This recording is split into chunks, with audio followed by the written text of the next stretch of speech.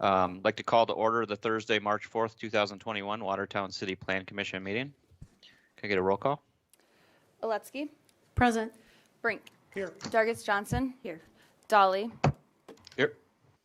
Ford. Here. Kays. Here. Culhane is absent. And then Hanson and Spire are alternates, and they are also absent. We have a quorum. All right, and I did see Liam pop into the team, so he might rejoin here. We'll just keep an eye on that. Okay. Okay, moving on. We've got item 3 on the agenda is the invitation for public comment participants submittal. If there's anybody there in the room to sign up to speak on an item that's not on the agenda, we'll have time for that later on. Moving on to item 4 on the agenda is the approval of the agenda. Can I get a motion for approval? I'll make a motion for approval of the agenda. I'll second the motion. A motion and a second. Any discussion or changes to the agenda? Hearing none, we'll go ahead and take a roll call vote. Oletsky. Yes. Brink. Yes. Dargis Johnson. Yes. Dolly. Yes? Ford. Yes. Kays. Yes. That motion passes. Moving on to item 5 on the agenda is the approval of the minutes from the February 18th meeting. I'll need a motion on that. I'll make a motion to approve. A motion for approval. Ford second. A second by Ford. Any discussion on those minutes? I have a correction. This is Ford. Okay. Commission consideration of resolution number 2021-05. It says Ford questioned if the South Lake address would remain the same. It says because lots adjacent to the lake are odd numbers, and that should say even numbers. Sounds good. Noted. Thank you, Diana. You're welcome. Any other comments on the meeting minutes? All right, we'll go ahead and take a vote on that action. Oletsky. Yes. Brink. Yes. Dargis Johnson. Yes. Dolly. Yes? Ford. Yes. Kays. Yes. All right, moving on to item 6, the regular agenda. We've got item 6A, resolution 2021-14. Brandy? Thank you, Blake. So this is commission consideration of resolution number 2021-14, as Dolly stated, amending the zoning map of the city of Watertown for a portion of River Ridge Estates addition from A1 agricultural district to R1 single family residential district. So for proximity here, I'll pull up the vicinity map. River Ridge Estates on the northwest side of town. Share. Oh, you want me to share my screen? Please. Sorry about that. Okay. So River Ridge Estates up in the northwest side of town, just north of 14th and then west of 2nd Street Northwest. They're proposing to rezone like they typically do when they're biting off another chunk of their subdivision. And so this portion was already annexed and zoned, brought in as a agricultural district, and then now they're rezoning to R1. This is consistent with the preliminary plan that was approved for this subdivision. And then you guys would be seeing a plat and development agreement coming forward as well. But I know there's always a lot of discussion. We've talked a lot about this subdivision with the park dedication. That was taken care of with River Ridge 7th edition. So you can see lot 21 here, that is the park that is dedicated. And I believe that Park and Rec has some plans to get some development happening with that park. So that'll be a nice addition to that subdivision. Otherwise, I'll open it up for any questions. Brandy, I know, as you said, we've talked about this area and looked at this quite a number of times. This is in line with the planning phasing for the development as well, right? This was slated as the next area. Yep. Yep, and so when they come to plat, they will actually, can you guys see my pointer? Yep. So they will actually just be doing Riley Drive and then this portion. The reason they're rezoning all of it right now is because the detention pond area is up here where you can see my cursor. So they will, they'll be platting this as an outlot just so they have, so the lots are contiguous for the plat. So then they will come in later and then re-subdivide further when they extend Cheyenne Lane up along with 2nd Street and then install 24th Ave. All right, I'll go ahead and open the public hearing on this item if anybody's here to speak on behalf or against.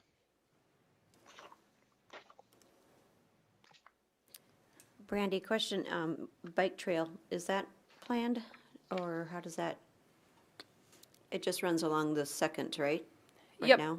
And so that actually, what has happened so far is the bike trail has fallen off. So right now they will extend it with the same section that they have previously, what exists today, where it's 28 feet wide, I believe, and not knowing the construction. Let's hold off on that discussion until we bring the plat and development agreement forward, because we still have to review that. So today we're just looking at the rezone. I just don't want to give you guys any. And then at False that time, information. they're going to widen the road and pave it and all that good stuff, because doesn't the road stop? Yep. Then it's gravel? Yep. Okay. So then they will continue to extend 2nd. Yeah. Yeah, and I appreciate going there. I just don't, I'm not as, I haven't thoroughly reviewed it, so at this point yet. So I don't want to give any false information. Thank you. That makes sense since the action today is just on the zoning. This Was is there anybody for- to, oh, go ahead. Oh, I'm just wondering about the park dedication. It says it was met with the plat of the 7th edition. So that's area number 21 on this map, correct? Yep. Is that the park area for this entire River Ridge additions 1 through 8? Yes. And has that been developed at all yet? Is there a plan to develop that? What's going on with that park? Yep. And so it was actually just dedicated last year. So the Park and Rec Department has, their plans, their long-term plans where, so they have put, it's basically being developed in an expedited fashion. So that because this area has not had a park for many years, and then since the developer did dedicate the land, we do want to utilize a portion of it at least. And is there a schedule for starting that? That I'm not aware of a set schedule. I'm sure they have one, but I believe that they want to develop. And I don't want to misspeak here, but I do believe they want to develop that this summer. Oh, that sounds really wonderful. With all these people up there, they're pretty well isolated from any park areas, so that would be great. Yeah. Yeah, and like I said too, I believe it's this summer, but time kind of flies. Maybe hopefully it's not next summer, but I know it's soon. So It is summer. I'm sorry. This is Sarah. I can't find the little hand symbol to raise my hand, but yes, they are planning to do it this summer. Okay, perfect. Thank you, Mayor. Thank you. And it'll definitely Yeah, help and we had a having- lot of discussion on that last year too, when we ended up doing, the park dedication and making sure that we had the appropriate area, and yeah, it's good. Do you want to say that Cole Haynes here for the record? Yeah, thank you, Brandy. Okay. Oh, Liam, sorry. I'm Liam looking Cole. at Jeff like he's chairing the meeting. Gosh. Thanks. We are in the public hearing as well. If there's anybody here to speak on behalf or against, I don't know if anybody's in the room there. Nope. Not for this item. There's one person in the Okay, room. I'll go ahead and close the public hearing on this. We'll need action from the board. I'll make a motion to approve the rezone. I have a motion to approve. Do I have a second? I will second that motion. And a second by Oletsky. Any additional discussion before we take a vote? Yes, this is Ford. I have a little discussion. we're talking here about 2021-14, but the resolution that, in my packet anyway, that I printed out, that's supposed to be signed, and it says, I hereby certify, and it says 2021-12. See it right there? Yeah. Just so that you don't sign off on the wrong resolution number when it comes time. Yeah, If this- yeah, thanks for pointing that out. The resolution number, I believe that it is 12. So, and if it's, I can check here but I'm not logged in on the N drive. Mitch, can I get the N drive on here?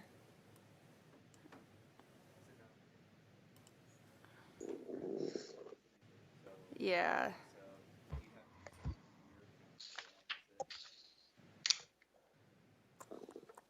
Okay.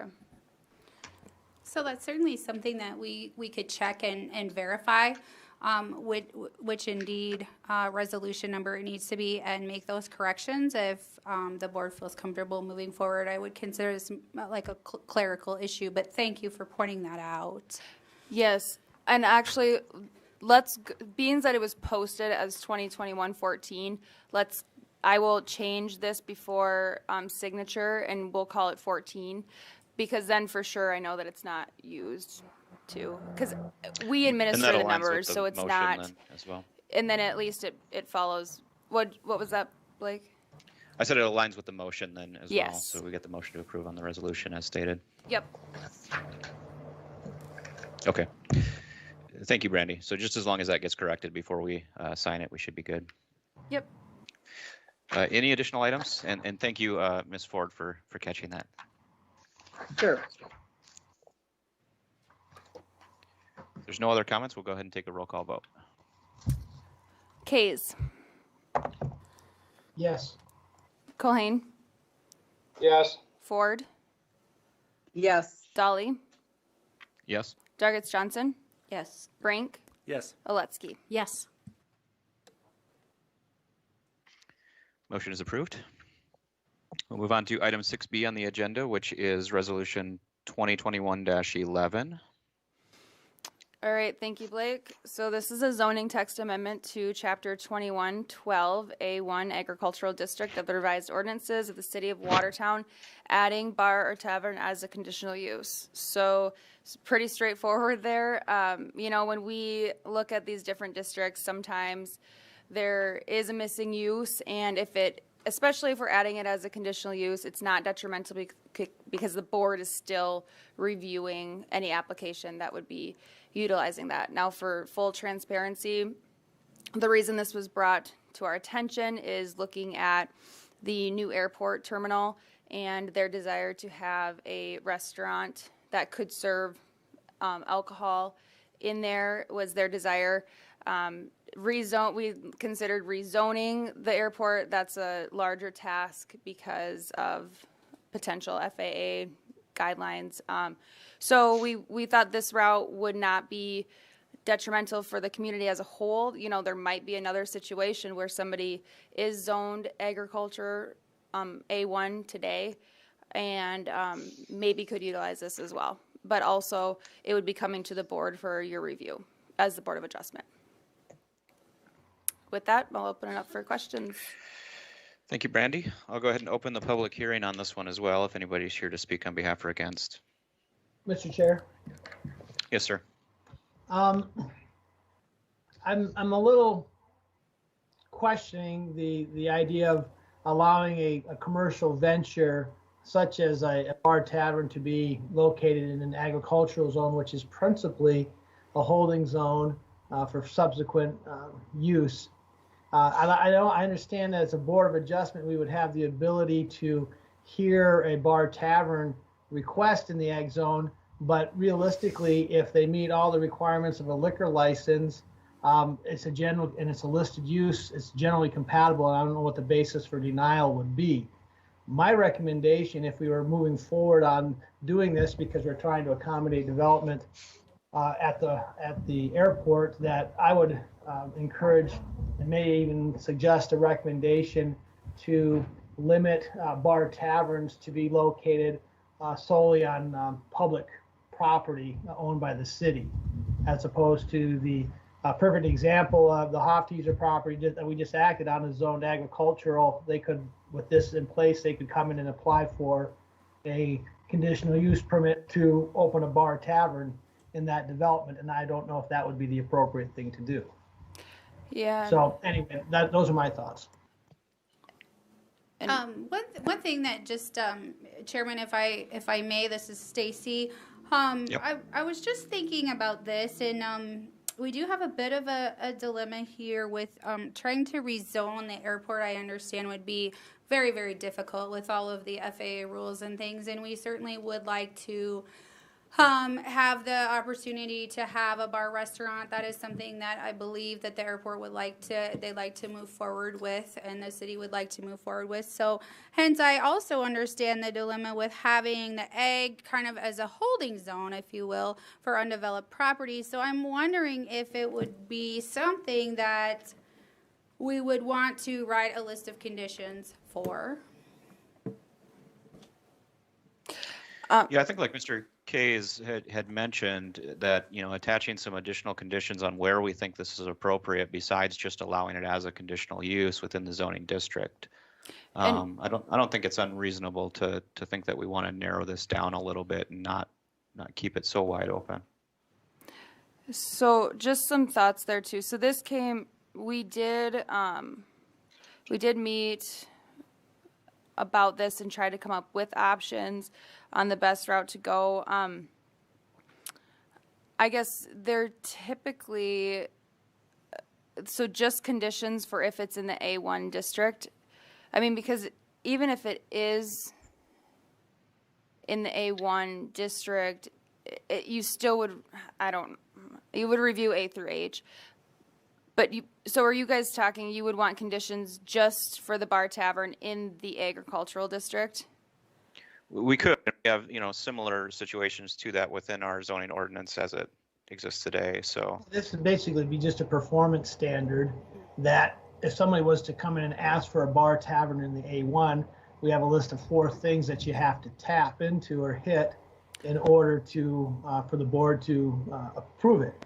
Because again, I'm of a firm belief that if I come in and I meet the licensing requirements, for the city to get a malt beverage or a liquor license, and the property is adequately zoned and the use is listed, I have no reason to deny anything based on general compatibility. The only thing is that... This second, I'm speaking, please. And so, in my perspective, is that I think you can put together a list of the 4 things that we would want to see any bar and tavern to be located on agriculturally zoned property, of which I would suggest that it would have to be owned property would have to be public property. That would be the most principal one. And then if there's other things people would want to throw at it, that'd be okay too. Okay. Thank you for that. Sorry for the interruption. I see Heath has his hand up. Hi, everybody. Heath Bonai here, Public Works Director. That's a great point, Commissioner Kays. I'm wondering, just looking at the conditional uses, just food for thought here, throwing out ideas. We do have the airports and airstrips listed as a conditional use. That's obviously the function that's going out at this particular location where we have a known upcoming use related to bar taverns. I wonder if simply amending this airports and airstrips conditional use to include a bar tavern, is that, you folks in the zoning world that know more about that than I do, and maybe Matt's opinion, is something like that feasible to accomplish what we're desiring here? I was going to add something there as far as and if we, okay, perfect, the hand tool will work good. If we are going to add, okay, so if somebody is going to get a conditional use in the A1 zone, they have to have 35 acres and they would have to be able to plat that if they wanted to build a structure to utilize the bar tavern conditional use. So that does limit properties to a certain extent as well. Mr. Case? Thank you. I was just thinking, following up on what Heath was throwing at it. I mean, theoretically, you could consider a bar tavern as an accessory use to the airport as a possibility, because the airport is a principal use that's going on. And there's baggage handling, there's car rentals, there's all kinds of things that are happening and associated with an airport, of which a restaurant and or bar tavern could also be included as part of that. And so theoretically, in that ag zone, if that was a case where the airport is a conditional use, it's just more or less amending a conditional use to that and allowing that, which would be in essence much cleaner than just carte blanche allowing bars and taverns and that sort of commercial use indiscriminately through an ag zone. Yeah, I thought about that too, Todd, in relation to, allowing it as long as it was a secondary use or accessory use to a principal approved conditional use. But I'm not sure we want to say that, across the board to all the conditional uses that we have within that district either. So we probably still would want to limit it, right? Yeah, agreed. Todd, I'm curious, how do you guys handle bar taverns in the county? They have to be zone commercial. Agricultural uses are just that. They are a district where there's little of anything going on other than an incidental home or farm or crop ground, those types of things. And you take a look at what we're doing here right now. It's in the existing zone. It's what's the basis for it? What's the reasoning for the ag zone? And commercial development is not something that's really, encouraged. And so as a principal use. And so if I'm giving a CUP for a principal use, I'm not exactly sure why we would encourage that. If we're trying to make it ancillary to another permitted use or very limited circumstances, then that's how the policy should be written. And to kind of piggyback on what Todd's saying of not wanting it to be a principal use, looking at our lot requirements for the ag district, I mean, we'd almost be asking for people to come in with size variances when, if they wanted to do a bar or something, knowing that they need 400 feet minimum lot width and, 40-foot setbacks and such. So I don't know if it should be its own principal use as well. Mr. Chair, this is Stacy, if I may. I'm just looking up here in the ordinance, and this may help the commission a little bit. I'm looking at the definition of use, which does include accessory and principal and or primary use. So if I'm looking at the accessory section of use, it says a subordinate use, which is clearly and customarily incidental to the principal use of a building or premise and which is located on the same lot as the principal building or use. So I think that's maybe something to consider within this. If you think that an airport could or commonly could include things such as a restaurant, bar, tavern within your decision. So I just wanted to point that out for the board. So Stacey. You're welcome. that, then we wouldn't have to add the bar tavern as a conditional use? That's correct. If the board felt that using that definition was appropriate, we may simplify things by not needing to proceed. Just one idea for the commission's consideration. Mr. Case? I'm in agreement with staff and Stacy there that there's been very few airports I've walked into that you can't get a cocktail in. And I'm pretty sure that when Stapleton was put in place that they didn't have to get a permit for a bar or restaurant or any of those types of things. So to me, I think it's ancillary to the principal use, and I don't know if you technically need to list it as its own use by right. I would agree with that. Mr. Von Eyck? Yes, thank you, Mr. Chair. I maybe just pose a question to Matt here. From a licensing standpoint, Matt, do you see any conflict with us securing a license or a vendor securing a license under these circumstances? I like the direction we're going, is keeping it simple. I just want to make sure we don't run into any roadblocks later on when it comes to licensing. No, I don't. As long as it's somehow justified under our zoning ordinance, somehow legal, I don't think there's any issue there from a licensing standpoint.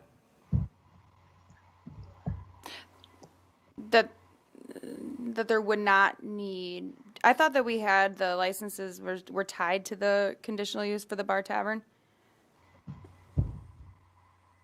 That was in the back of my mind too, Stace, or Brandy, excuse me. And I don't know if it specifically says that somewhere in the zoning ordinance, but that's why I asked that question. In the back of my mind, I thought too that it was somehow tied to this conditional use of bar tavern specifically throughout the zoning ordinance, but maybe that's not the case.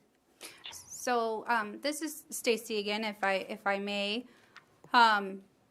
I think it would be appropriate to go forth with the conditional use, either amending the one for the airport that we already have on file, or simply getting one if we, presumably we do have one on file, but if we wouldn't, we would get that corrected for the airport. But also adding in with as an ancillary use or accessory use. So that would provide an opportunity for public comment. So that is one option that we still could, or one avenue that we still could go. And I can tell Brandy you may have more thoughts, so. No, I just looked up, I was just looking up the definition of bar or tavern, and then that's just where it says, so I think where you were going with that, and sorry, because I was reading, so now, so you think if we would maybe go airport and airstrips, whatever it was, with bar or tavern? Yes, adding it to the same conditional use? Correct. As an accessory use, defined by ordinance as an accessory use of bar tavern. Because I do. Mr. Case, Go ahead. I see your hand up. There's great discussion going on, and I think, we're trying to come up with staff's doing a great job of trying to come up with a solution. To me, I still think that if we're all in general agreement that a bar tavern is normally accessory to the principal structure of an airport, and there is nothing in the ordinance that defines it, ties the conditional use permit or a bar tavern to requiring a zoning board action. If I was to come in as the applicant, Company X that comes to the city to get a bar tavern license to sell my wares inside the airport, which is owned by the city of Watertown, and the zoning staff approves that permit, theoretically, if the general public doesn't think it's the appropriate, they have the ability to appeal that decision. And there's your zoning action. I mean, and then we have the ability to vet it as an accessory use.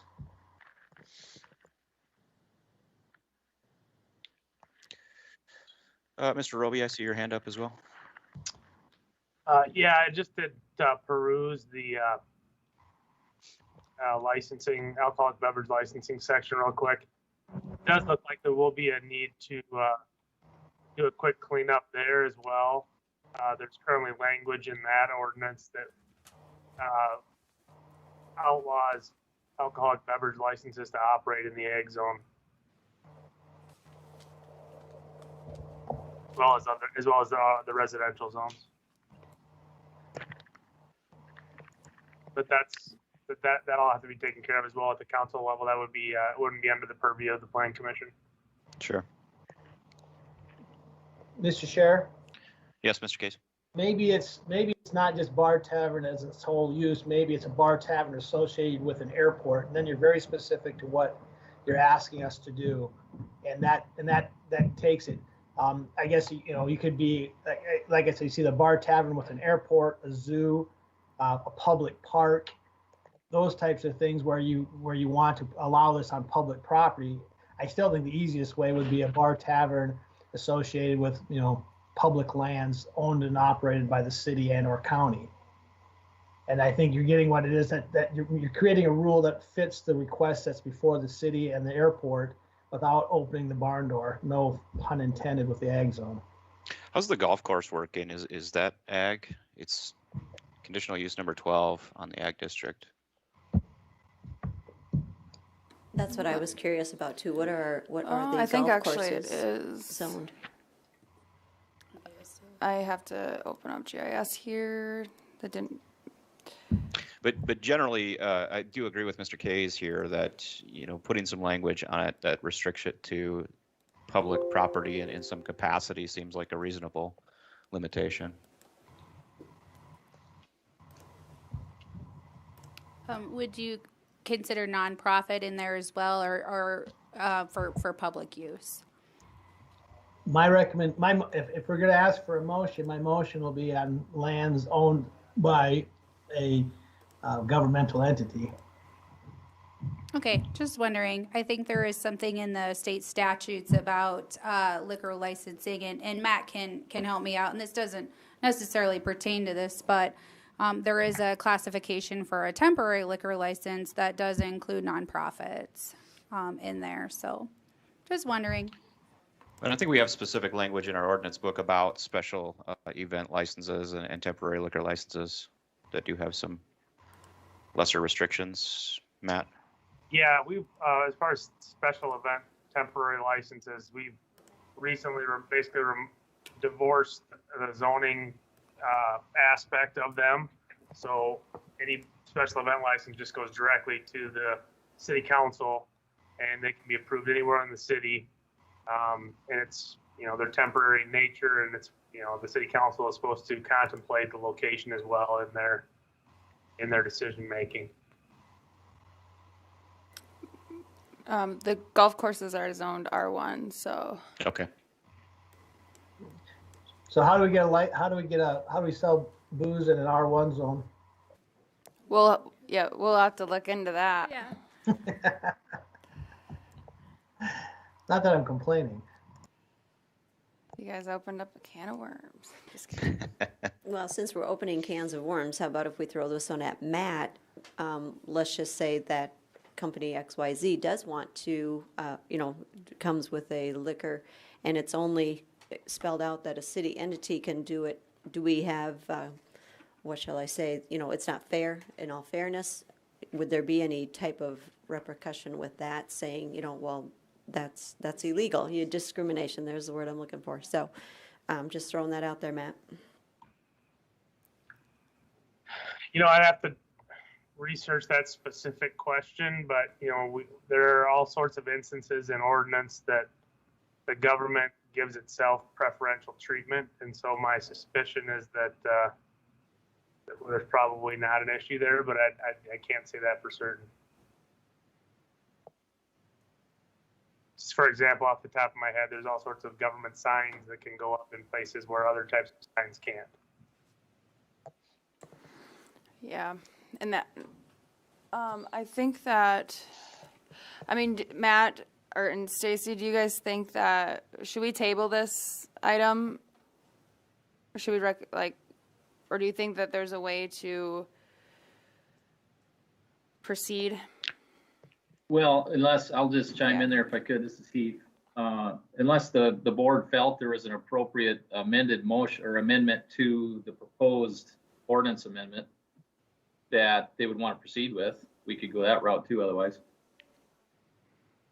I think at this time, given some of these open questions that we've got and questions about other areas within the ordinance, I think it would be pertinent to take a little additional time, see if there's, more cleanup that we need to do before we take maybe a hasty action here. I don't think there's a pressing need to do this at this meeting today. So, Ms. Ford, did you have something to add?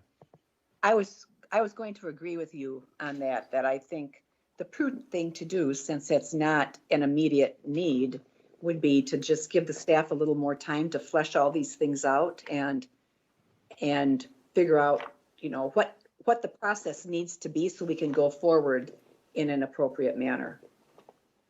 Yes, and so you guys don't feel like we are just throwing something at you. We did research the ordinance and thought that this was a route to go, but just bringing your guys' concerns, obviously, we'll look into those further.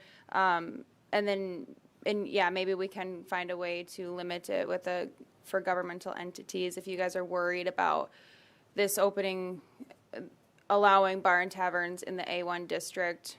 I do personally feel that there are enough restrictions within the ordinance that would not allow that anyway, because property would have to be preliminary planned. We would look at the comp plan, things of that nature. So, Mr. Kays, did you have something to add? I agree with Brandy that I think there are other protections. My point is that why would we create work if we don't have to?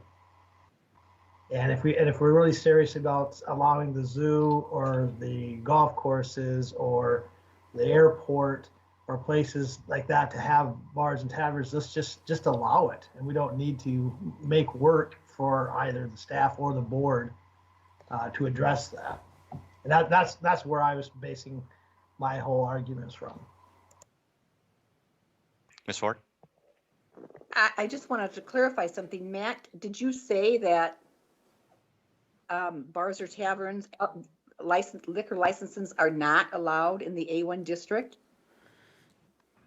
Yes, currently there's language in the alcoholic beverage licensing ordinance that does not allow for licenses in the residential zones or the ag zone. So regardless of how we decide to proceed here, unless we do a wholesale rezone of the airport, we would have to just strike that reference in the alcoholic beverage license ordinance. So does that need to happen first before we proceed with this? Can you add a conditional use that's illegal under our ordinances right now? Well, I mean, even this, yeah, I mean, it should all happen concurrently.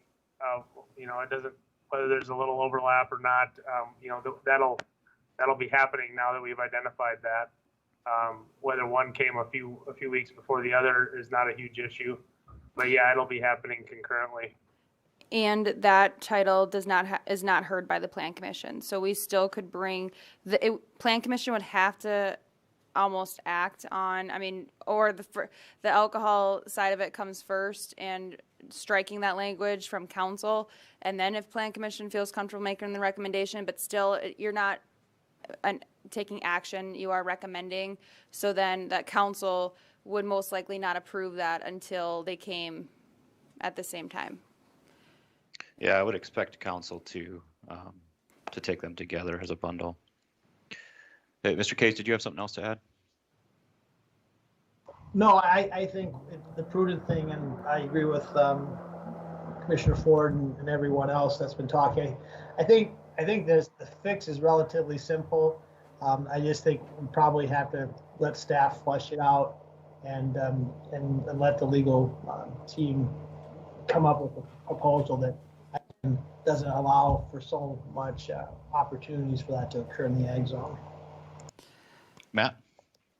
Yeah, I just wanted to kind of clarify. I might have missed something that Stacy said earlier. It sounded like it kind of prompted a change in the discussion. So are we saying that the belief is that maybe an airport, just by its nature, we're just going to acknowledge without saying anywhere that alcoholic beverages are allowed there? Or we're saying we're going to define airport and include, kind of list the plethora of uses that can occur there and go that route? Because I think it looks like right now the use airport isn't strictly defined, just taken at face value for what we all think it means. Was that what we're thinking about doing? Go ahead, Mr. Case. I think that might be the easiest thing, to just redefine what an airport is, and then within the airport you can list accessory uses, and then if we don't have an accessory use that's listed in there, then they can always come to the board and ask for that, discretion at that point in time to determine whether or not the accessory use is applicable to an airport.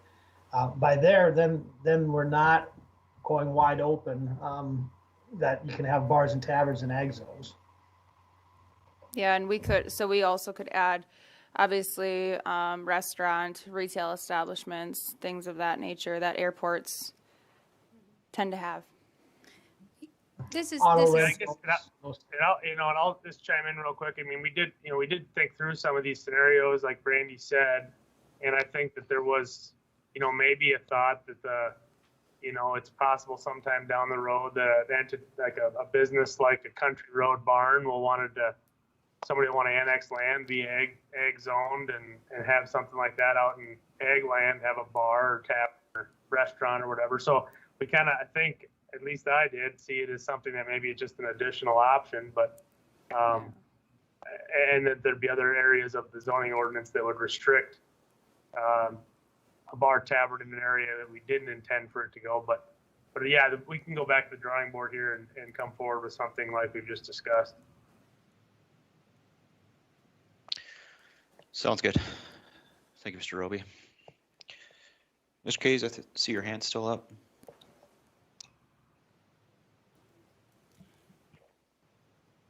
Not anymore. All right, so do we need to take action to postpone this? I'll make a motion to postpone action. Do staff want to give us a date, or do we want 2 weeks hence or 4 weeks hence? Yeah, it will have to be April 8th at the soonest. That's my motion. So a motion on the table to postpone this until the April 8th meeting. Do I have a second? I'll second Ford it. second. Second by Ford. Any additional discussion? We'll take a roll call. Culhane, Yes. Kays, Yes. Dolly, Yes? Oletsky, Yes. Brink, Yes. Dargis Johnson. Yes. I think. All right. Ford did not vote. Oh, Ford. Sorry. Ford. Yes. Thank you. That motion passes, and that'll be postponed to the April 8th meeting. We'll move on to item 6C on the agenda, which is Resolution 2021-09. All right, thank you, Blake. This is a zoning text amendment to Chapter 21-1002, Residential Height and Placement Regulation for Accessory Structures of the revised ordinances of the City of Watertown. So like we've discussed previously as a board about our desire to increase the maximum sidewall height. Currently in ordinance, it is 10 foot 2 inches, and we would like to see that at 12 feet. We have seen a handful of variances that we have allowed the 12 foot. We do want people to be able to store their items without it being, with it still fitting with the character of the neighborhood. And then the overall height, we are also increasing to be 20 feet. It is currently 18 feet. These numbers were derived from looking at what other communities within the state do and how they regulate. And a lot of them do not regulate by sidewall height at all. But we did want to still make sure that we were, that people could get pretty creative. If they could have a detached structure at 20 feet, they could have they could have their pitch reduced, or is that the right word? So their rafters, they could be flat almost, and then they could have large sidewalls. So we just wanted to, and we did look at different scenarios of garage sizes, and what kind of where we landed and where staff felt comfortable is that keeping the 12-foot sidewall still regulates the structure aesthetically, and then the 20-foot allows people to still be able to have, include the rafters and whatnot. And even maybe if they are being creative too, if they're doing a situation where they're having like larger rafters where they can have a larger door or something, some people do creative things there. But still 20 feet does seem reasonable because and the setbacks are still 9 feet. So it's not, a primary structure can be 35 feet, and that is also 9 feet off the side yard. So just taking all that into consideration, we do think, staff does feel that this will be a beneficial and aesthetically pleasing change for the community. Thank you, Brandy. I'll go ahead and open the public hearing on this matter if anybody's here to speak on behalf or against. Oh, and actually, Blake, let me, so the resolution 2, I'm just going to elaborate on this part here. So the resolution that is in the packet does include other language that we would like to actually, we'll discuss during new business. But when you see where it talks about adding some things about the allowable number of attached garages, that's going to be a larger discussion, and we will bring that up as new business. And I emailed you guys the amended resolution, and so that resolution only includes this portion here, the structure is greater than 200 square feet, that the maximum height can be 20 feet, and then that the sidewall height is 12 feet from 10-foot 2. So just to touch on that, as far as action for resolution number 2020-09, we will, it is not 2021. 2021-09. Thank you. Is not including those portions. All right, thank you, Brandy. The public hearing is open if anybody's here to speak on behalf or against. So Brandy, there's no regulating the roof pitch, correct? Correct. Well, it's okay. It will be consistent with the house. That language is still in the ordinance. And Brandy, you already touched on these, but my common frustration or consternation when looking at these requests is what you mentioned about the principal structure. So the principal structure, you said, right, it can be 35 feet in height. Yep. Same setback. Yep. 9 feet from off the side yard. So their principal structure can be, that high in the air, right next to the property line at the same distance, but the accessory structure cannot. And I don't see a significant difference from a structure standpoint itself. Where I think we need to put more concern is not necessarily on the height, but on the lot coverage and different things that we can regulate, some of that feeling of, too much growth on a property, right? Yep. Versus a principal structure versus accessory structures and this height differential. We completely agree, and we've been discussing that more and more and that actually is we'll discuss that a little further with new business, but yeah, we're right. We're on track with that thought too. Ms. Ford? I have a question for Matt. It's just the word "or," Matt, in this part that we're talking about, that we're discussing right now. It's it's letter A in parentheses at the very bottom. And it says, an unattached garage shall be limited to maximum sidewall height of 12 feet, a maximum height of 20 feet to the peak, and then it says, or conform to the design of the house. And that or seems curious to me, and I wondered your opinion. Does that mean if your house is 35 feet and there's an or in there, you could in fact have this unattached garage be 35 feet because that would conform to the design of the house? Or is the design of the house defined somewhere in our ordinance? That's a good question. I doubt design of the house is defined anywhere else.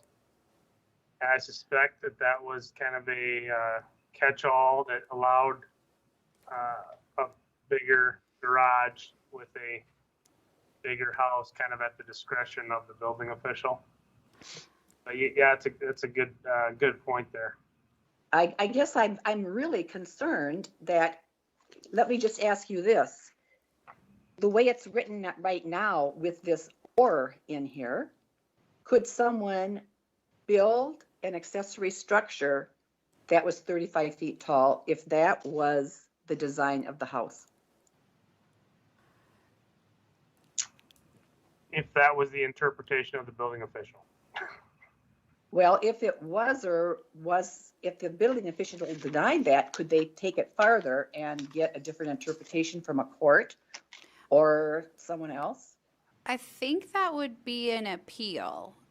So if someone came in and they had a steep pitched roof and they wanted to have a garage that was over the 18 feet that we have now, or the 20 feet if the ordinance is amended, yeah, that would be something that the building official would be looking at the design, looking at the pitch of the house, that type of thing. And if it was denied by the staff, then it could be taken as an appeal that would come in front of the Board of Adjustment. That would be the first stop, I believe, if somebody appealed the determination of the building official. So my proposal would be, I don't know that we really need this statement in here. Matt, that was my other question. Could we just strike that or conform to the design of the house? Or perhaps Heath could answer that, or Stacy. If that's unnecessary, we could strike that and eliminate that possibility of conflict. Yeah, I mean, I think that the answer to that question is yes. Is if the policymakers decide that they want to strike that, I would defer to Heath and Stacy regarding whether that flexibility is desired or needed still. This is Stacy. I think it would be okay to strike, because if somebody did have a very steep pitch to their house and wanted their garage to conform to that, I don't think that we're talking about a lot of homes, but I think that the variance would be an appropriate route if we did run into that situation, for aesthetically and considered on a case-by-case basis within the Board of Adjustment. So I'd be comfortable striking it. I might add to that. I like that idea, and then also by allowing the additional 2 feet in the sidewall and then the maximum overall height, it should take care of a lot of issues like that you would have to even have that language. So I think giving the increase for the heights, I think that gives the flexibility that we need, or that applicants might need. But I think that's nice to eliminate any discretionary language. Yeah, I would agree with that. Ms. Ford, did you have something to add? Oh, I just wanted to say that I think it's important when we get a chance to look at these ordinances, as we did the last issue with the airport and now this, that we try to make things as easy for the public to understand, so there are less questions and we don't create questions, that it's very straightforward.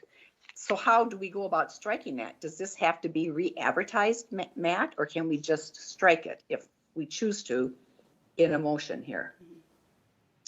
I think Brandy advertised this pretty broadly, just referencing this section. And the statute does allow for approval with or without amendment. So if the recommendation from the board coming out here is to approve this with the addition of striking out that language, there's no reason we would have to bring this back. As long as the motion to approve contains the language to include striking that statement. Correct. Mr. Primus? Chip, did you have a comment? Yeah, the council has to approve it anyway, so they get 2 shots at the council setting too, once it's approved, so. Yeah. So the public has ample time to talk about it.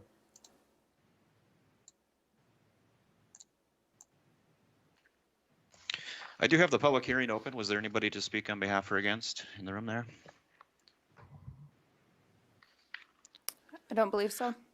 Close the public hearing on this item.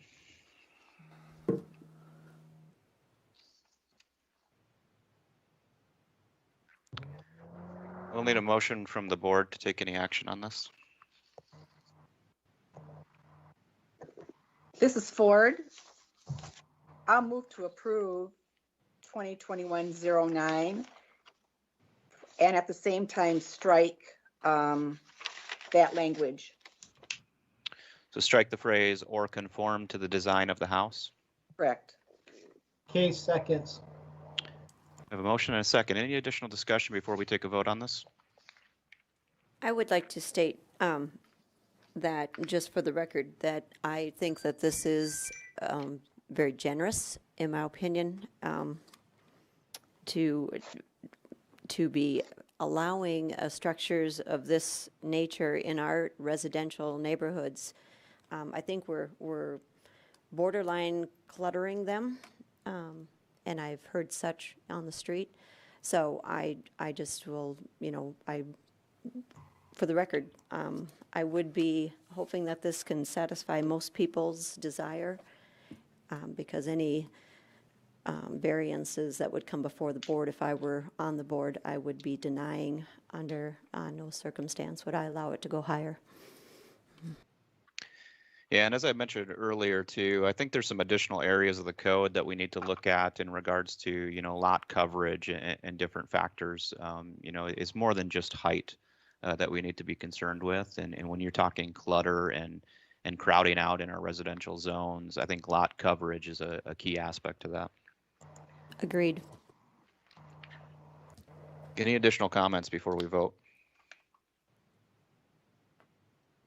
Todd we'll has- take a- Todd Oh, has. Todd, I see your hand up. I was just Thank you, going Dan. to agree with the chair that I think, 20 feet is plenty, but we do need to sit back and talk about, lot coverage. And I would support more work in that area.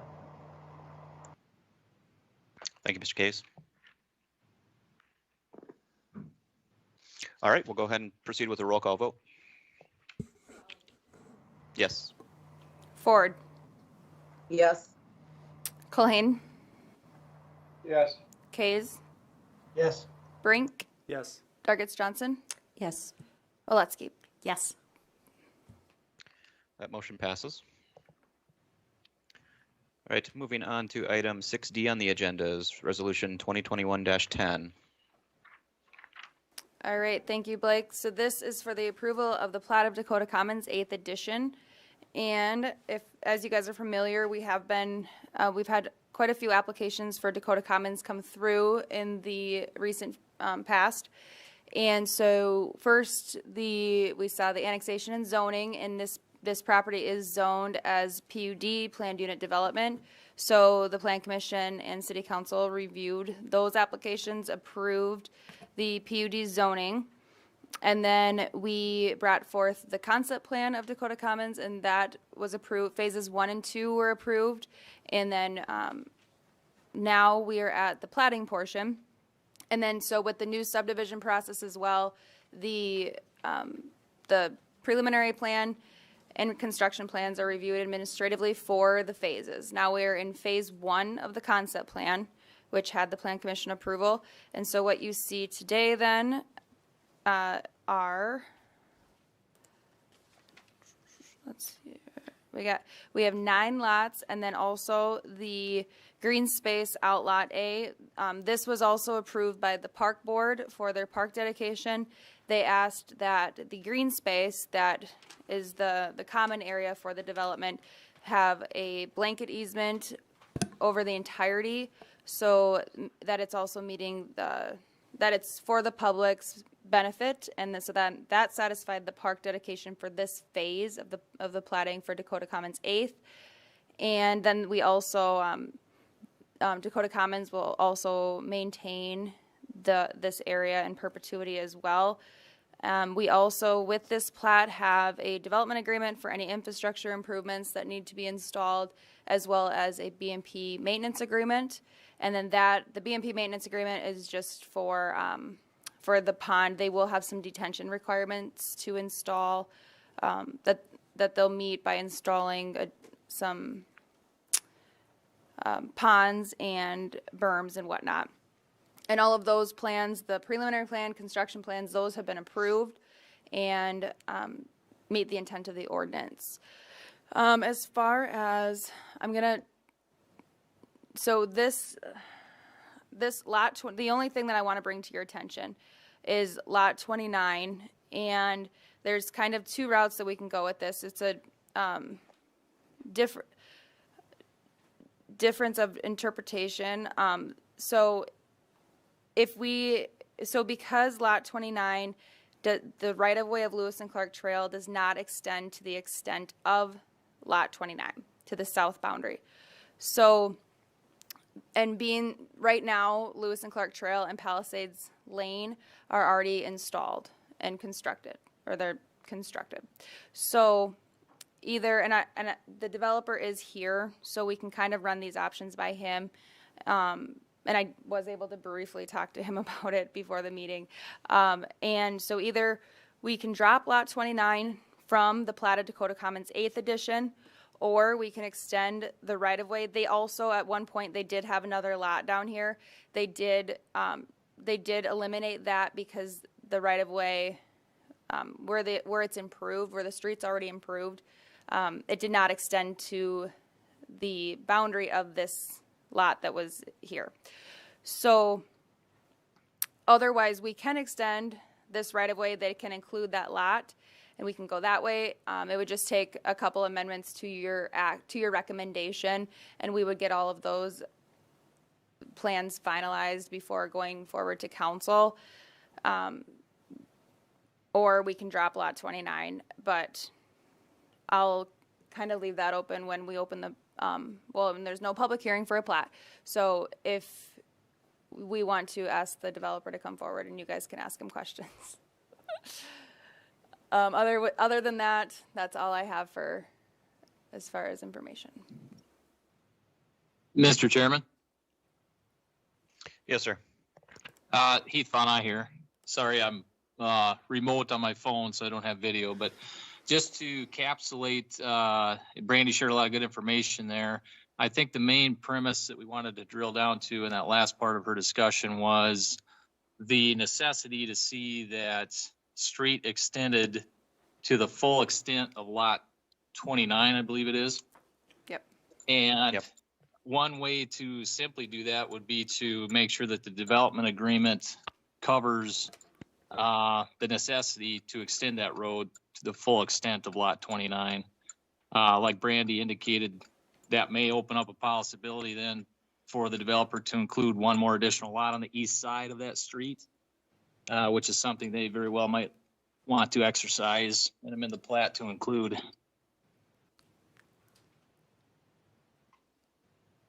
Yes, thanks, Heath.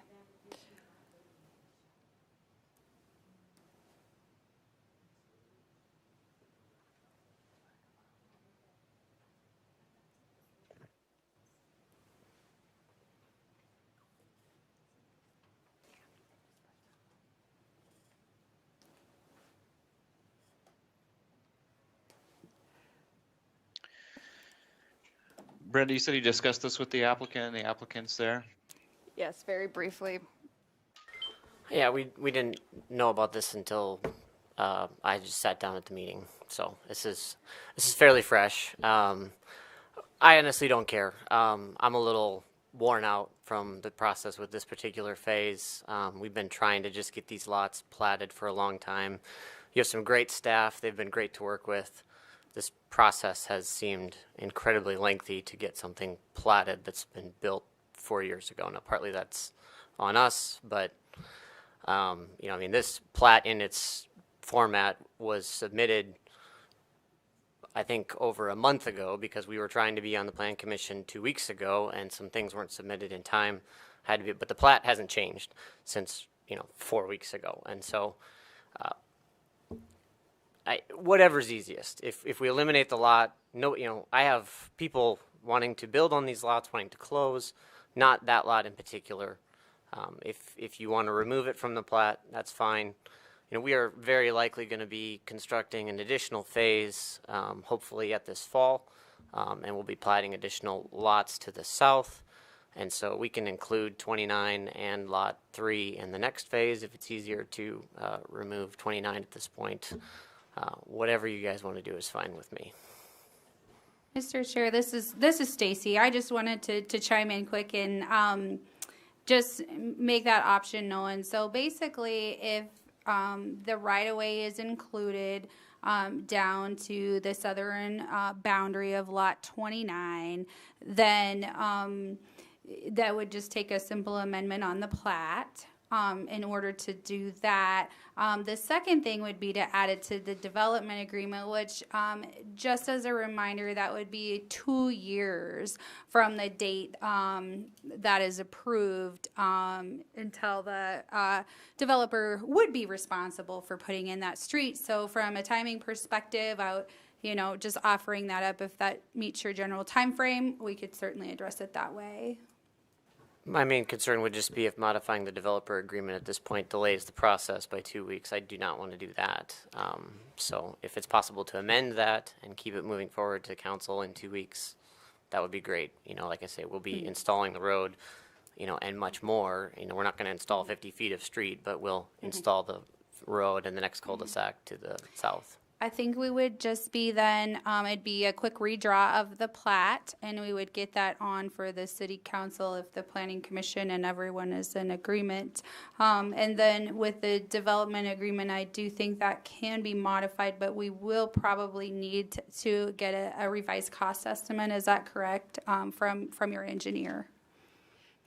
Yep, that is right, Stacy. And two, with the plan commission, as far as action goes, if you guys are just saying that that Lewis and Clark Trail will be extended to the south boundary of lot 29 and lot 3 will be added, that's all the action that you guys will have to take, because technically we always just include the development agreement for informational purposes, but there is no action that has to be taken by plan commission on the development agreement. And so then we would get that finalized before going forward to council. And actually, so that what they would be submitting if we went that route, that was their first rendition. So the other thing that came to mind, and I apologize for speaking so much, but I did want to talk a little bit about the requirement for a temporary turnaround at the end of that stub street, just in the event of a fire truck needing it or garbage collection or something. So we can work on that more, but I wanted to bring that up as well. So I had this exact thing happen in another development, sold the lot, built the house, and basically it was almost the same corner style. So along where you don't want to bring the street in, she couldn't do her yard. So I'm just throwing, that's the only problem I have with it not coming in, is that she can't, or that person can't finish that lot. And so you have your whole house done, you want to get your final grade in, and then 3 years, 2 years, it's going to get ripped up, So that's the only red flag I see. I'm with you either way, but I just, so that purchaser would know that street's not going in is more important. My buyer didn't know that street wasn't going in, so when the house was done, they wanted to do the yard, and so they had to come back and finish the street. So that's, I think it should come in because I think you could get it sold, but in the same breath, just so they're aware of what they're up against. See what I'm saying?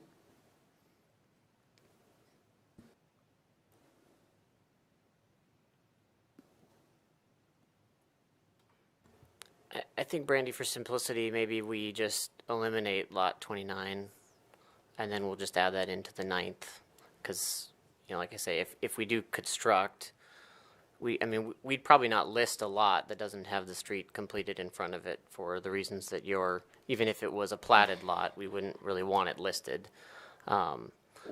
Construction this fall for a next phase likely wouldn't include pavement. It would include curb, utilities and everything else, but paving probably wouldn't happen until 2022. And so in that case, it's probably simpler to just eliminate lot 29 at this point, if that's... Well, another advantage to that is if depending on how I want to situate my house, maybe I want my house facing the east instead of the north. You know what I'm saying? So I'm just, being a real pain for you, I know, but I'm just throwing that out there because I had it happen, so. It's a good perspective. So if that's the course of action, what does that do to the motion on the resolution? that you could still approve the resolution, and then, so you would approve the plat of Dakota Commons 8th edition, eliminating lot 29, block 3 from the I- plat. See, and I hate to see him do that because that'll be the lot somebody's gonna want to buy. It's a corner lot, so I hate to see you take it out of the plan. But I'm just throwing out you know, if I wanted that lot and I want my house facing the other way, I can't go to a street. So I don't know, I don't know how to, can you put half the street in? No? You know the market better than I do, but my assessment would be it's typically hardest to sell the furthest out lot. People don't like buying on the very edge just because they know there's activity going to be right next to them. And so I'm comfortable dropping that lot. Like I say, I think we'll get it, we'd likely have it relisted hopefully, by the end of fall with the approval of the next phase for the 9th edition. So, but thank you. It seems like the construction has been going out there pretty heavily, so. Mr. Chairman, Yes, sir. just from what Mr. Mills described to me, again, this is Heath Von I don't want to change his mind here, but the timeline that you described, Mr. Mills, certainly could meet the intent of a development agreement that would require you and give you 2 full years to construct that segment of street. If that is within, your time frame of planning to extend that street down into another phase, I'd certainly encourage you to keep that lot in there if you think it could be done within 2 years. I appreciate that, Heath. I think I was following that. I just think it's a little simpler at this point, and I think hopefully we could get through the approval process on the next phase and perhaps have the 9th edition plat, approved later this summer, maybe even by July or something like that, because we've gotten through a lot of the heavy lifting phases, which have been, the harder part with this. And so, the next phase of this should be a little smoother sailing, hopefully, to get through. So. Absolutely. Thank you. Appreciate that.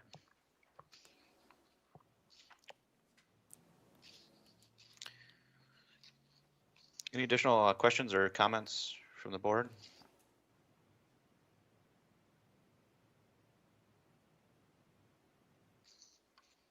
So we do need a motion from the board to take action on this. I would request that we keep it in line with the request from the applicant.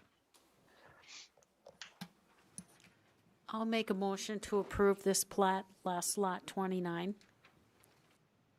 Thank you, Bonnie. I have a motion. Do I have a second? I'll second. Is it by Rhonda? Any additional comments? All right, we'll take a roll call vote. Oletzky, Yes. Dargis Johnson, Brink, Yes. Kays, Yes. Ford, Yes. Colhane, Yes. Dolly. Yes. That motion passes. Moving on to item 7 is open public comments. I don't believe we have anybody there to speak in the public, do we? Nope. Okay, And then, we'll but yeah, just if we, never mind, go ahead. move on to new business. Yes, thank you. So before, maybe we'll add the discussion that I kind of alluded to earlier. And I actually wish that I was signed into my computer so I could get to my files. Brandy, if you want to take a moment to do that, because I'd probably like to have that access to the end drive for our next one as well. But if you want to take a moment to do that. I'll have to log out of Teams, I think. Oh. So you guys Okay. on Teams, if you hold tight, we'll be right back. Okay. Okay. I'm sorry about that. We'll be back shortly.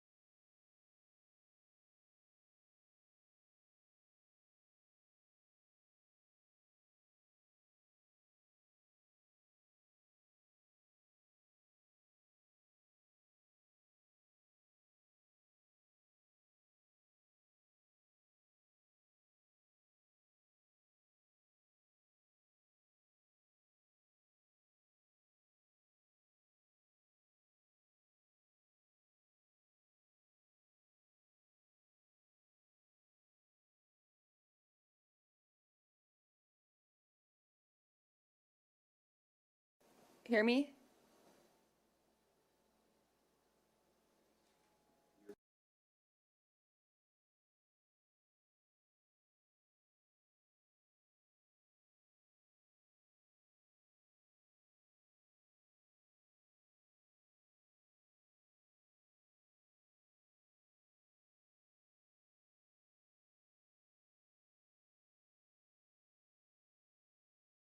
Thank you.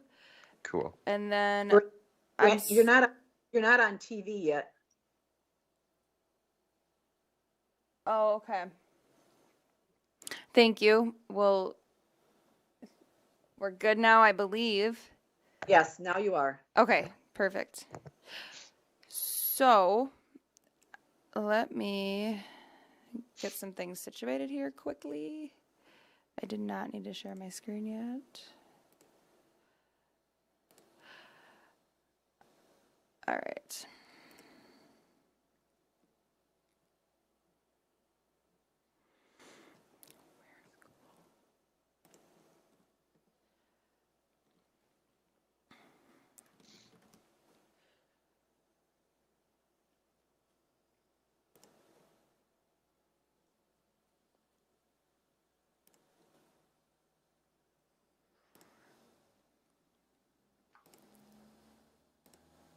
All right.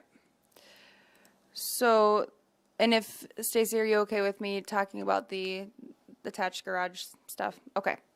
And Stacy will be able to add on to, but I'll just kick it off at least. Were you gonna share something, Brandy? Yes, it's pulling up here. Okay. All right. So,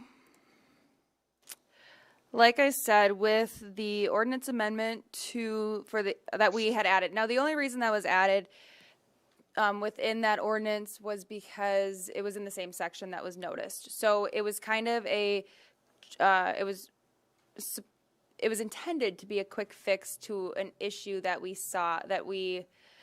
have seen in the recent past. So it was one idea, and then just with staff discussion, we want to open it up and look at it more holistically, I guess.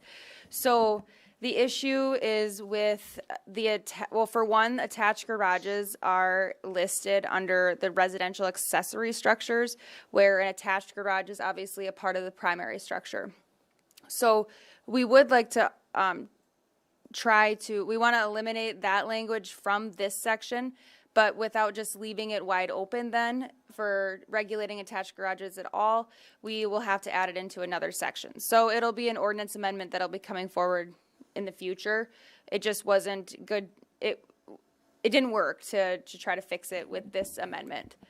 And then, so we want to look at the language pertaining to the attached garages, and then potentially even look at having a percentage of living quarters or living space, residential living quarters in detached garages as well. Or, sorry, in a primary structure.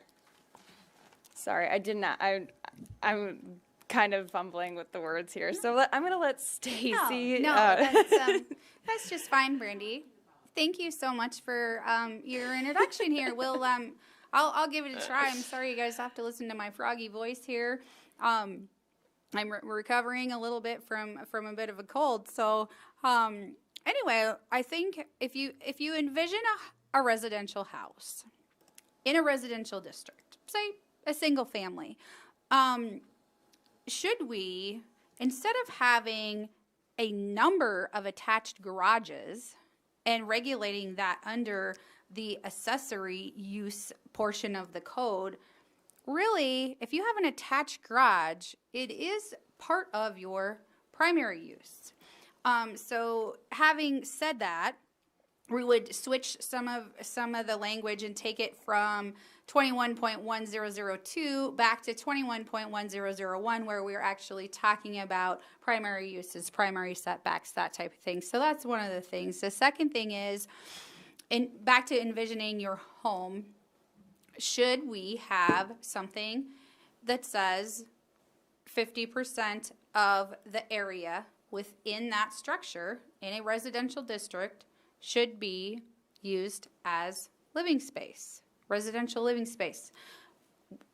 Doesn't have to be 50%, could be 25%, could be 30%, it could be a whole range of things. Having said that, I think there are a couple things aesthetically that come up, I guess, in terms of if we're having a lot of garage space, we can start to get more of a heavy commercial or an industrial feel, if you will.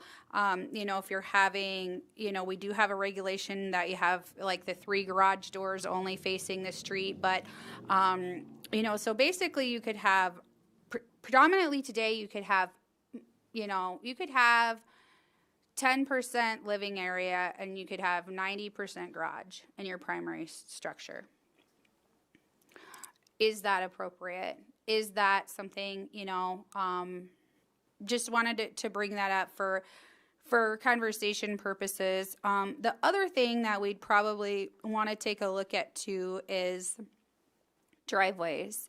It's came up, okay, you get the 1 attached garage, that kind of thing.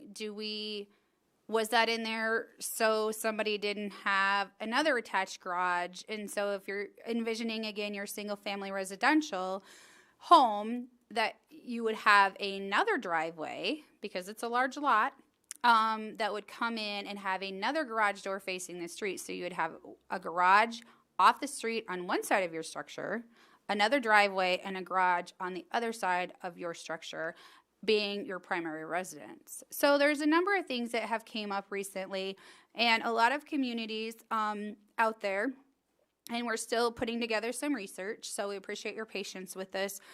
A lot of communities are considering attached garages part of your primary use.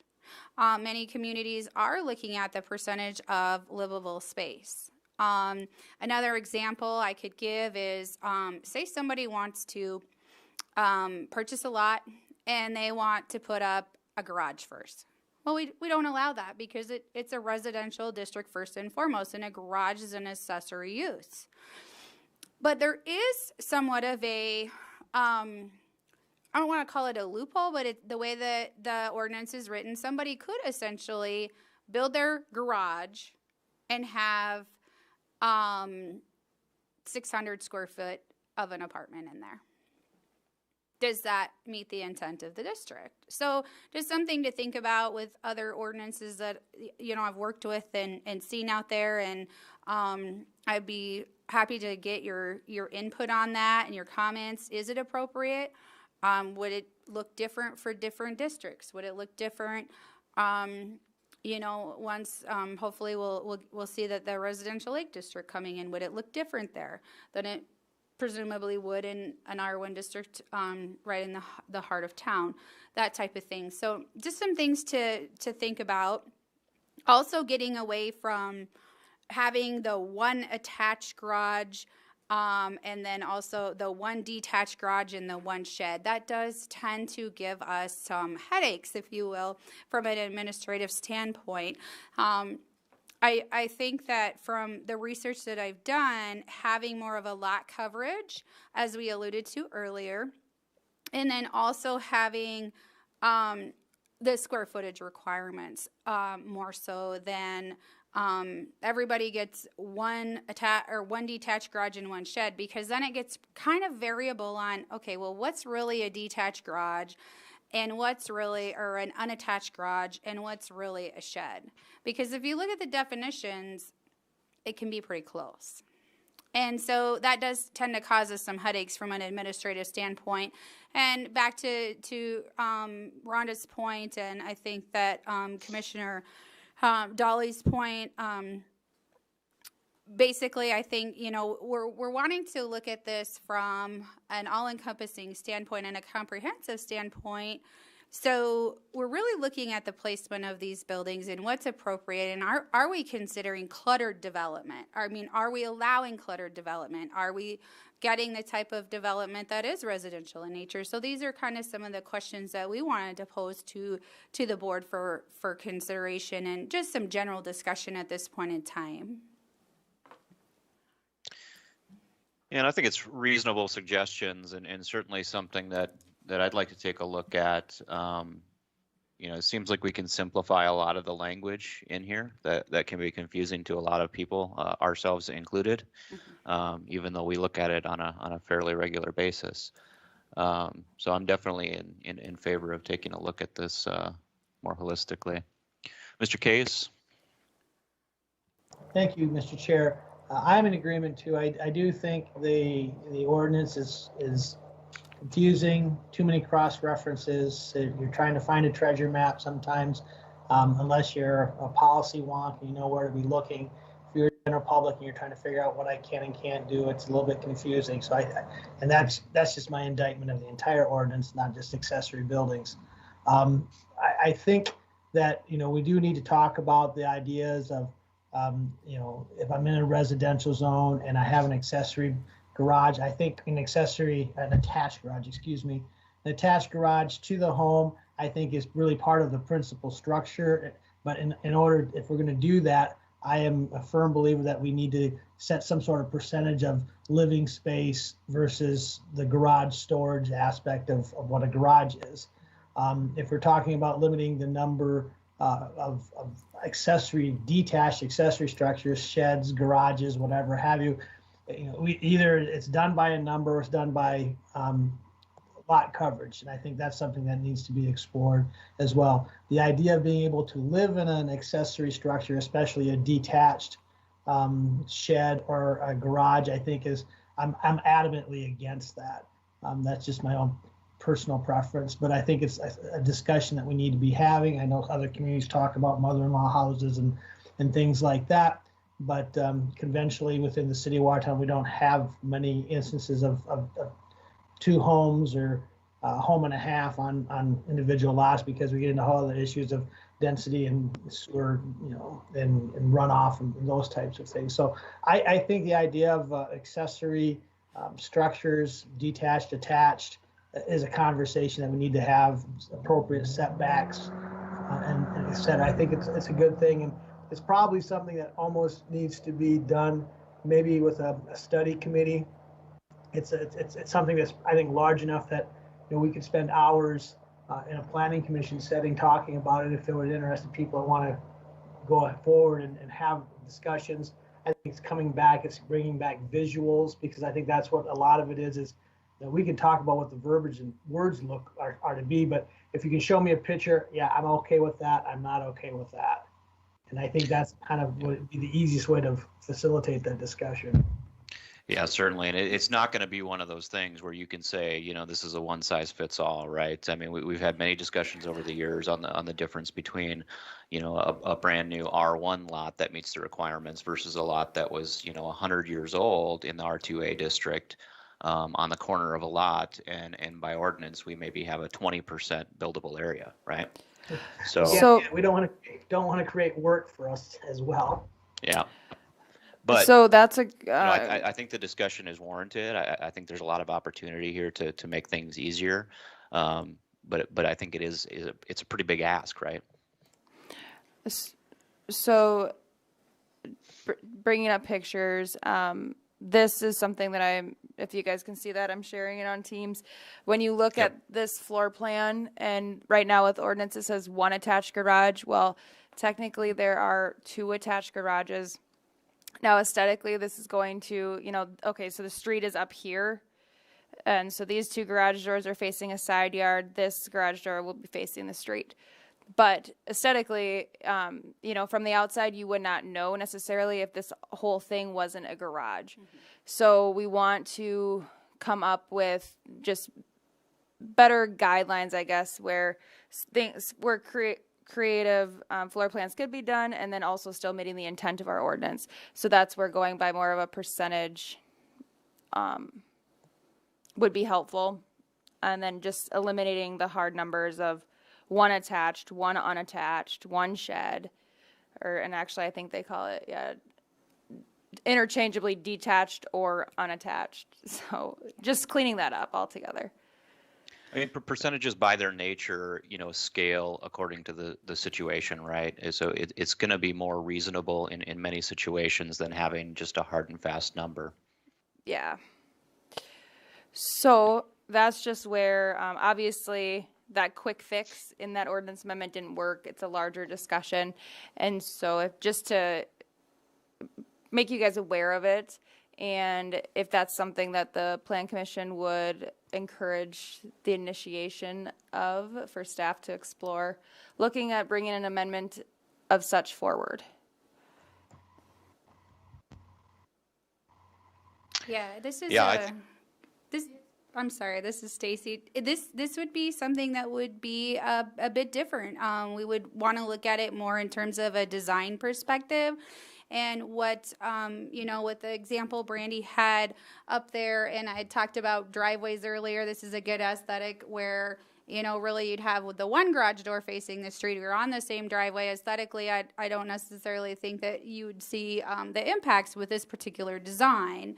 So really trying to further dive into that a little bit more, but then also the substantial change would be in trying to create a percentage based on the scale of living area versus garage area, that type of thing. So that's definitely something to consider.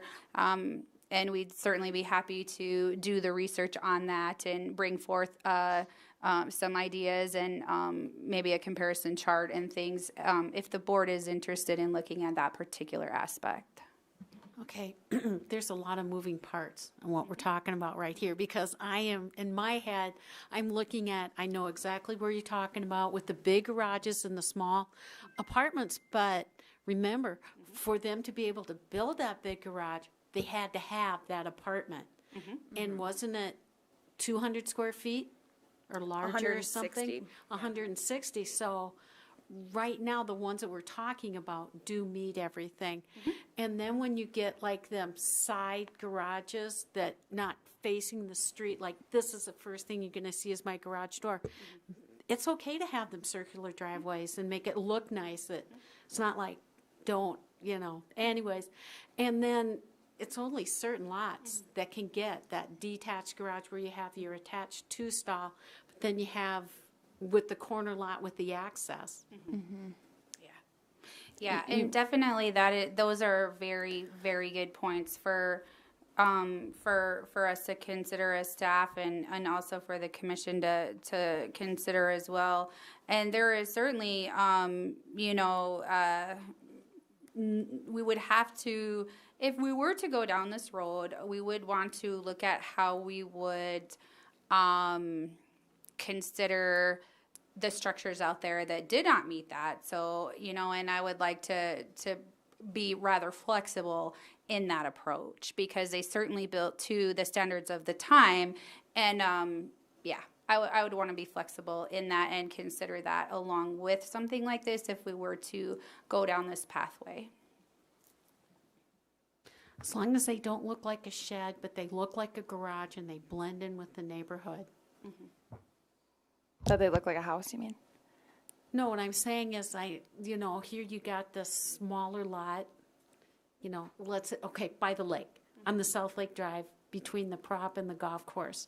And then you have those really nice big garages across the road so that they could have their storage and stuff because their lake lot wasn't big enough. So they have a lot across the street. Those look like garages and you can see exactly where the home is in the garage part of it. Yeah, and those are meeting the ordinance today, and so that's just all things that we'll consider. Yeah. Because you go to some other lakes and across the road, it's a shed. Yeah.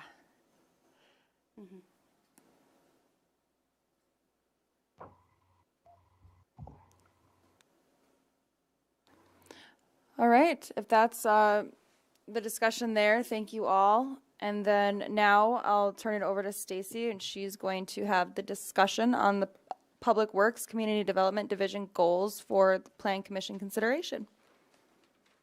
All right. Sounds good. Thank you, Brandy. I'm wondering, Do you want I to switch think I can, spots? yeah, I could, or I could probably go over there if you wanted to pull up I have a short PowerPoint, I guess, to start.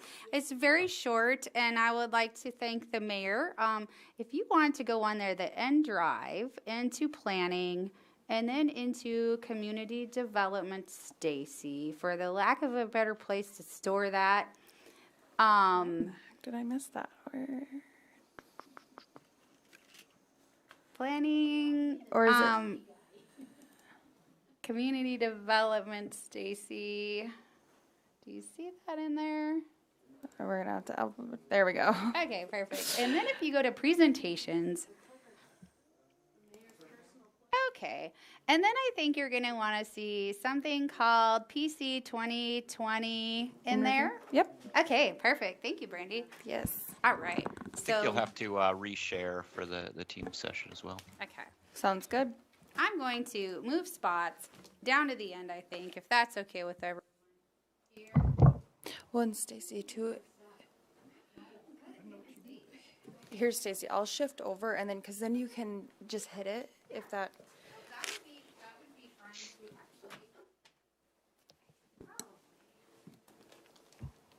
Make this maybe about one chart here. Okay. So, just wanted to start out, I guess, by just taking a look at 2020 in review. And I want to keep this short. I want to give credit to Mayor Karen. I did borrow a number of slides from her.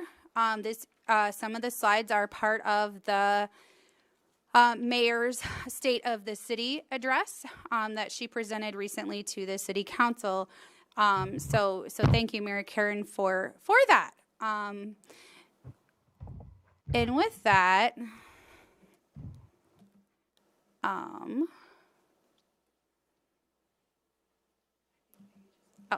okay.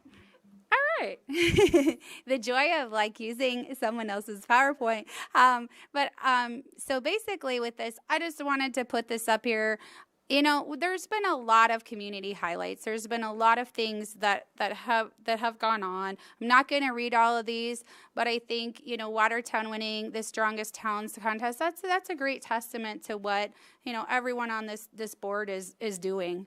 And then also the large community of the year as well. So these are major accomplishments for Watertown, but also in terms of being a board member and being part of this. So I really want to thank you for all of your involvement in these things, because these are pretty substantial accomplishments. So just to highlight it, again, there's a few more here that you may or may not have been involved with, but good for the community. So the other thing I wanted to touch on, and this is like, I think we're very fortunate in the community, as you can see with our 2020 here.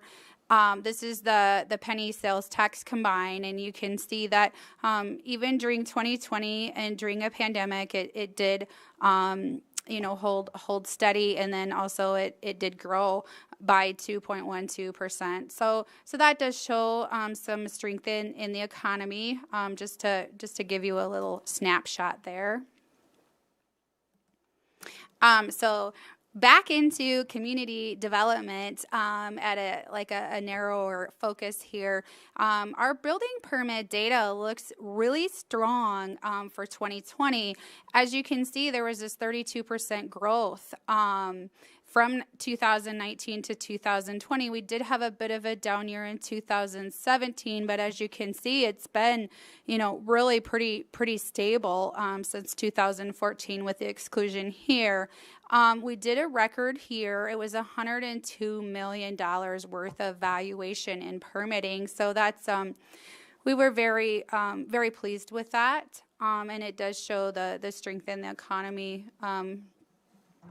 So with that. Stacey, question on that. Sure. Has there been any change to the method that we're doing the valuation? No. Nope, we went back and we took a look at exactly how it was done before, and in fact, one of our former employees helped us with those reports to make sure that we were as consistent as we possibly could be. But great question. So here again, it shows the $102.5 million valuation, and then 2019 was the $77 million. So also pretty strong there. So Was that 484 new homes? You know, I'm not sure on that particular one. I'd have to ask Mayor Karen on that. We might want to circle back on that particular one. No, it's not, it's everything residential lumped in, and that's all of the permits. Every single permit gets handled and people get talked to, and there's hours that go into each one of those. So yeah, it's not just new, it's remodel and also accessories. Thank you, Mayor Karen. Mayor Karen, a follow-up question. So what were the single-family residential? Do we have that statistical data, the number of single-family homes constructed between 2019 and 2020, the difference?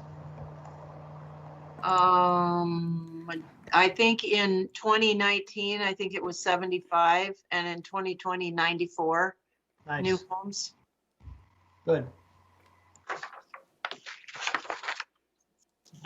Okay.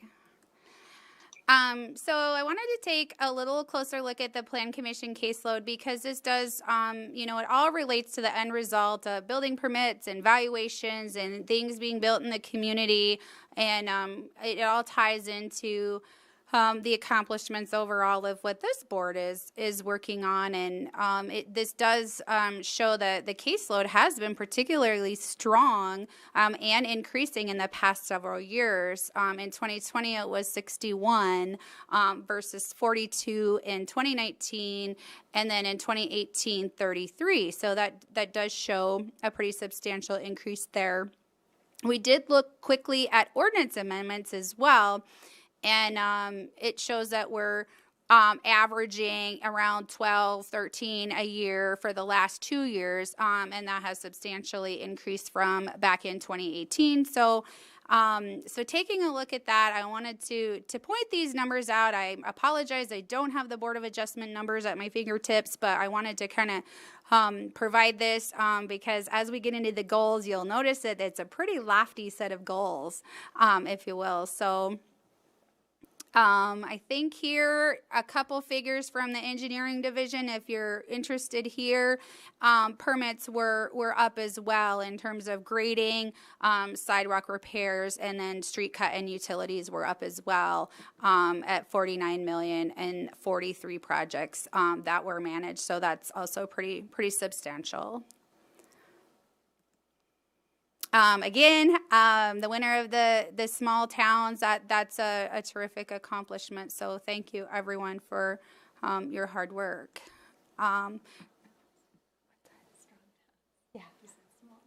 Strong towns rather. I apologize for that.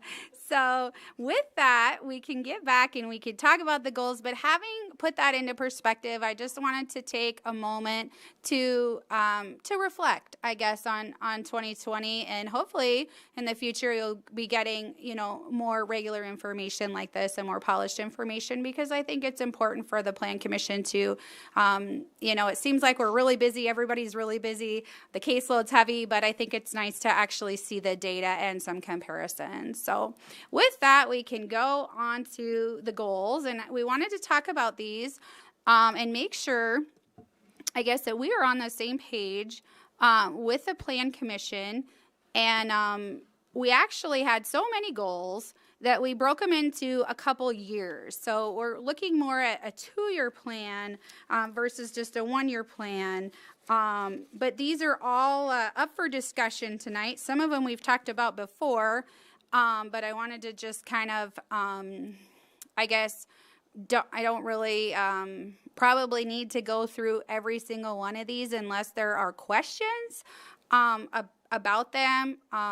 The first couple, You can see we've been talking about the accessory height, lot coverage, the number versus the square footage or a percentage, if you will. And then the kennels, we've already been working on that within a subcommittee. So with that, I'd like to just open it up for Plan Commission conversation and guidance and ideas. So, Mr. Case?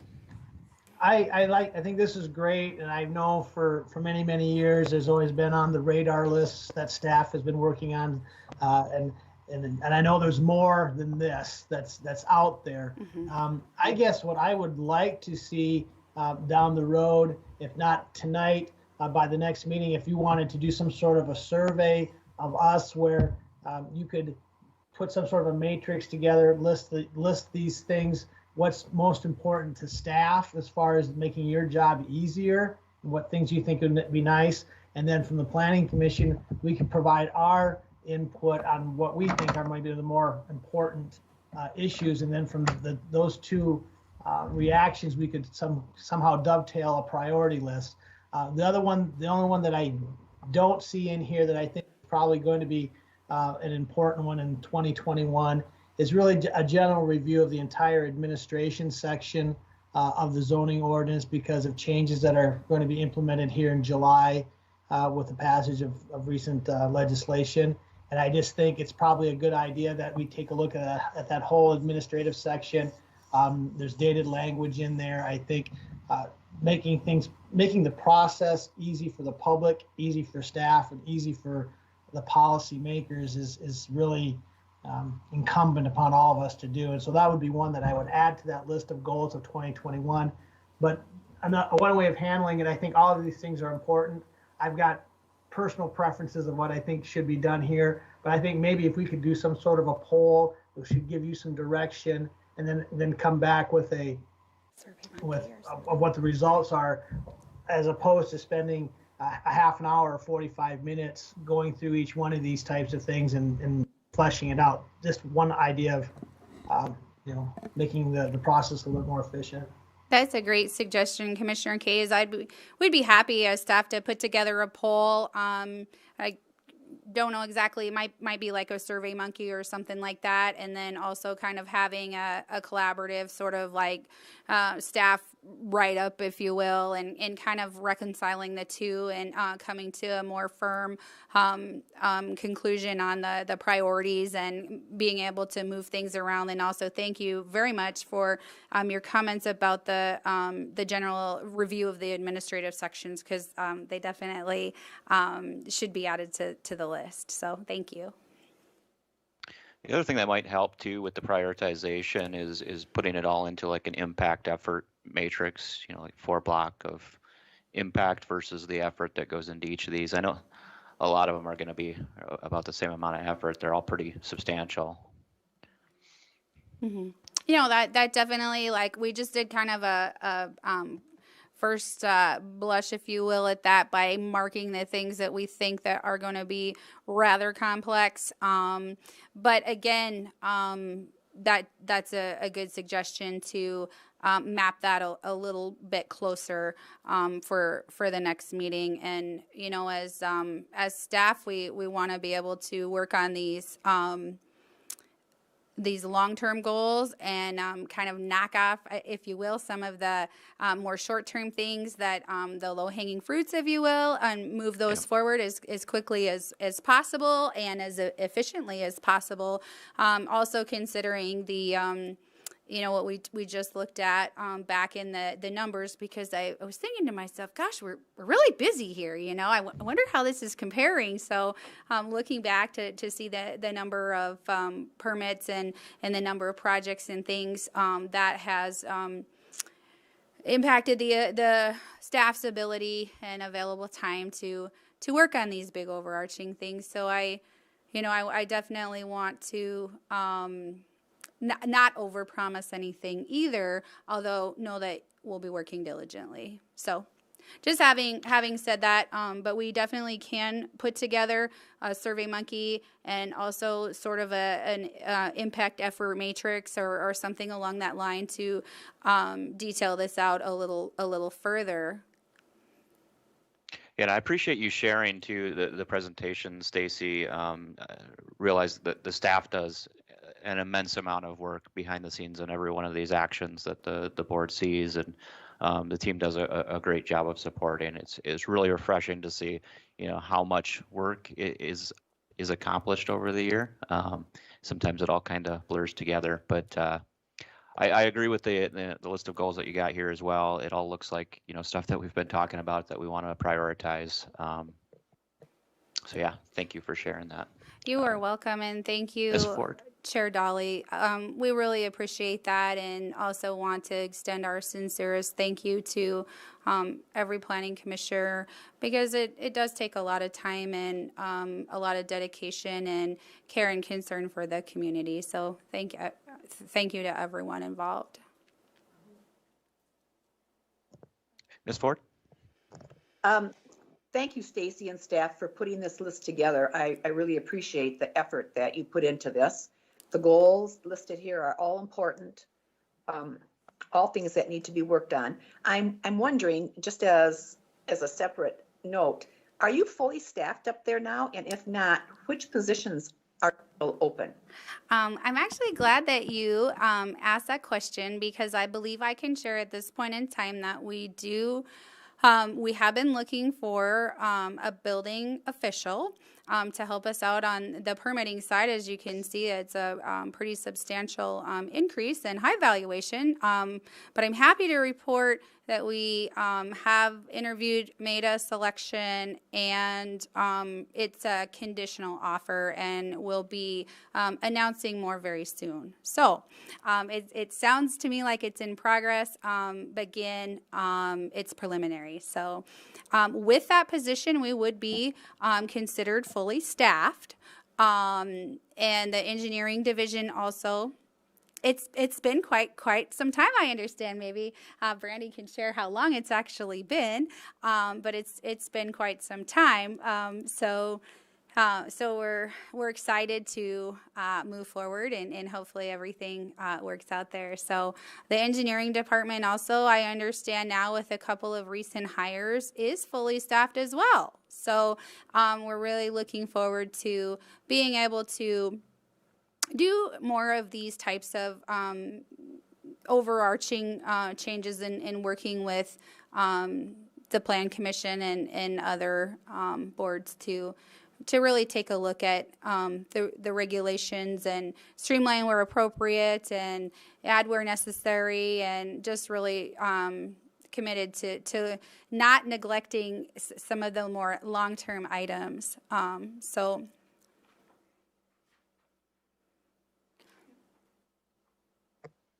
Well, that sounds great to me. And it's really, goes back to, the evidence that the hard work that the staff puts in, that everybody was able to accomplish as much as they did while wearing multiple hats, right?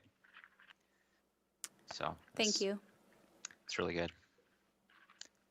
So yeah, if there aren't any further questions, or if anybody wants to dive in at all into these, we will go ahead and add on a general review of the administrative sections to make sure that we have the most up-to-date language in 2021. We'll work on something like a SurveyMonkey poll, get that sent out to the plan commissioners, and also put together more information on an impact effort matrix or something along that line as well.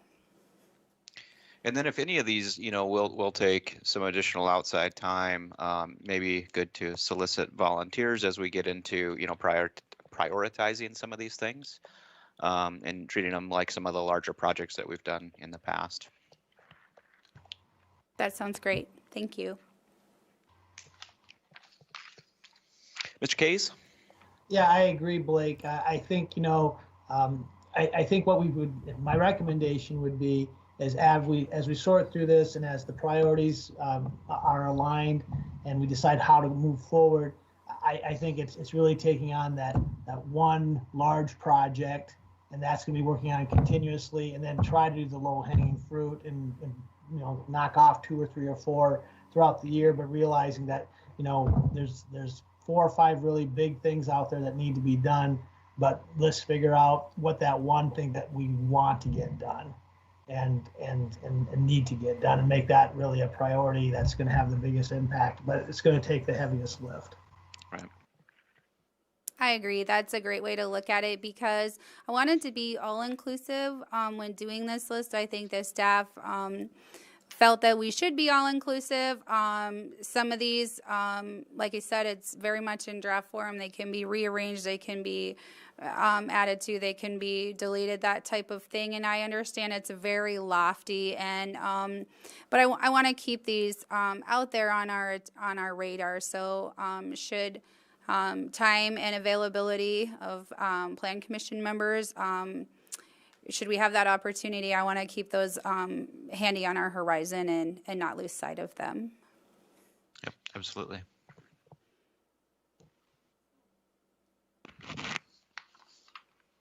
Impressive numbers. That building permit, man, there were people that doing some serious work on their homes.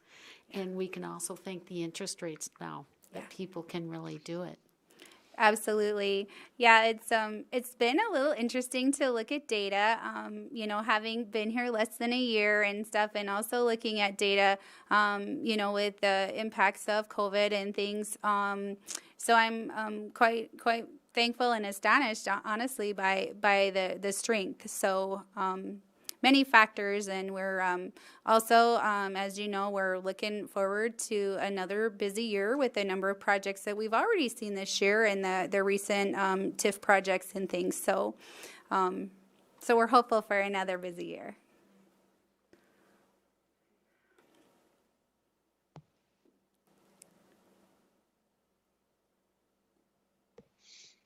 Good deal.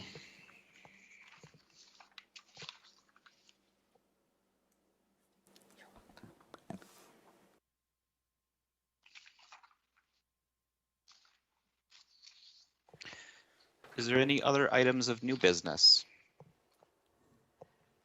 None that I have. This is Brandy I'll again. move on to old business. None that I have again. Any reason for executive session? No. All right, then I guess we're adjourned. I appreciate it again. Thank you, everybody. Thanks to the board, and thanks to staff. Thank you. Yes, thank you, everyone.